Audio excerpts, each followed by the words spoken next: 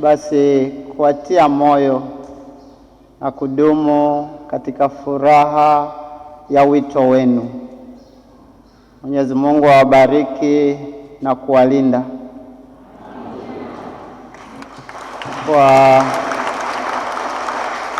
Kwa hilo aliloongea mlezi Father Mosha juu ya ithibati, tena anasema ameongea kinoko. Pamoja na kuongea kinoko, leo ni Dominika ya furaha. Tumshangilie Bwana.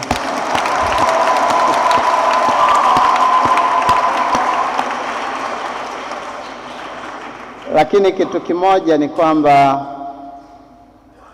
hata kwa nyimbo ambayo inawezekana imeshapata ithibati, kuna wakati ikahitaji kufanyiwa maboresho, si ndio? Sio tu ile ambayo haijapata hiyo ithibati.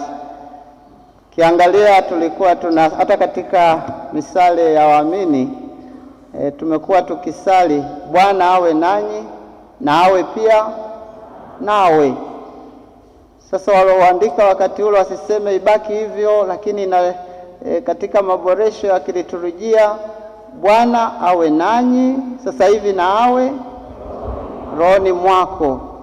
Kwa hivyo haya ni mabadiliko ya kawaida, lakini hata tunapokuwa na vitabu vimeandikwa, namalizia sala au na maneno haya: katika utukufu na ufufuko. Lakini sio utukufu na ufufuko, ni utukufu wa ufufuko. Na kuna vitabu vimeandikwa hivyo, lakini mwandishi hawezi kusema ibaki hivi, kwa sababu liturujia nayo inaboreshwa. Lakini pia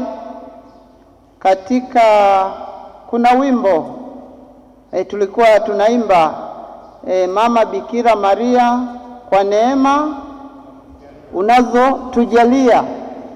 Ule na wenyewe ulipata ithibati nadhani. Kwa hivi maboresho, na ukiangalia nyimbo zinakuwa nyingi, na wakati mwingine wakati wa kupitisha ithibati unaweza kuta kina Mosha wamechangamka kidogo, washapata wamepitisha, baadaye wanasema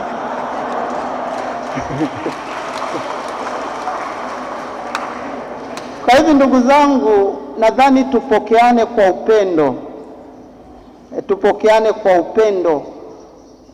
Na ni unyenyekevu pia kupokea maongozo ya wenye nafasi waliopewa wajibu.